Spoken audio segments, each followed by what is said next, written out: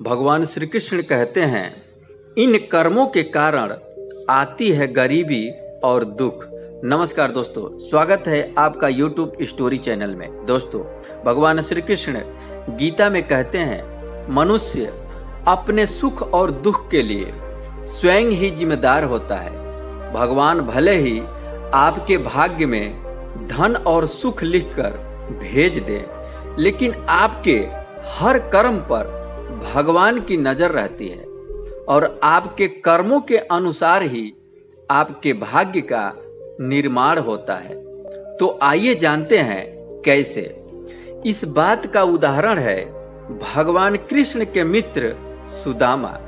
सबसे पहले उस कारण की बात करते हैं जिनके कारण सुदामा जी गरीब हुए। सुदामा जी ने लालच में आकर उन्होंने गुरु माता के द्वारा दिया गया भोजन अकेले ही खा लिया, जबकि उसमें श्री कृष्ण भगवान का भी हिस्सा था। इसी कर्मों के कारण ही उन्होंने गरीबी में जीवन जीना पड़ा। इसलिए कहा जाता है कि दूसरे का हिस्सा खाने वाले को भगवान माफ नहीं करते हैं, इसलिए दूसरे का हक नहीं छीनना चाहिए। भगवान कृष्ण गीता में कहते हैं कि भूखा और गरीब आदमी घर के द्वार पर भोजन मांगने आए तो उसे कभी भी दुत्कार कर भगाना नहीं चाहिए। ये महापाप माना गया है। इसकी सजा बहुत ही कठोर मानी जाती है।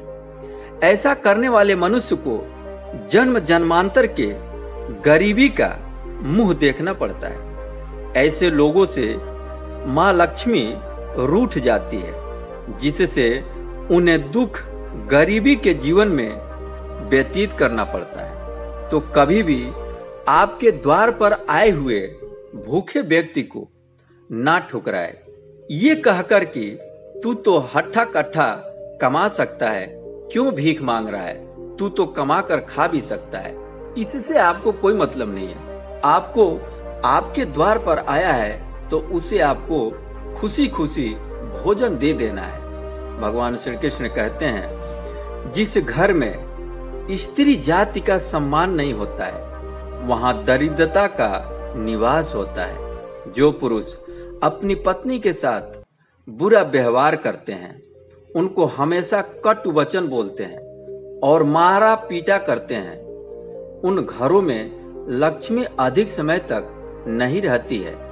पुराणों में लिखा है कि मनुष्य की गरीबी का सबसे बड़ा कारण यह है कि जहां गृह लक्ष्मी यानी घर की स्त्री का अनादर होता है, वहां गरीबी आते देर नहीं लगती है। मनुष्य के कर्म ही उनके अगले जन्म के भाग्य का निर्माण करती है।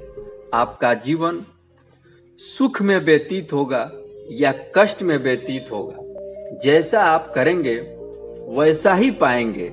इसलिए आपको ऐसा कोई भी कर्म नहीं करना है जिससे आपका भाग्य बिगड़ जाए। भगवान कृष्ण अर्जुन को उपदेश देते हुए कहते हैं कि हे अर्जुन, जो मनुष्य दूसरे की इच्छाओं को पूर्ण नहीं करता है, उससे मैं कभी भी प्रसन्न नहीं रहता हूँ। भगवान कहते हैं कि जो लोग चोरी से, अधर्म से धन को अर्जित करते हैं, उसे आने वाले जन्मों में उसका हिसाब किताब उसे गरीबी के रूप में देना ही पड़ता है। इसलिए आप किसी भी अधर्म से या जैसे भी अधर्म का काम हो, उसे नहीं करना चाहिए। धन कमाने के लिए धर्म के साथ ही रहना चाहिए, क्योंकि अधर्म से कमाया हुआ धन आपके अगले जन्म में वही आपके लिए दुख का कारण बनता है। क्योंकि कर्म आप दूसरों से छिपा सकते हैं, परंतु भगवान से नहीं।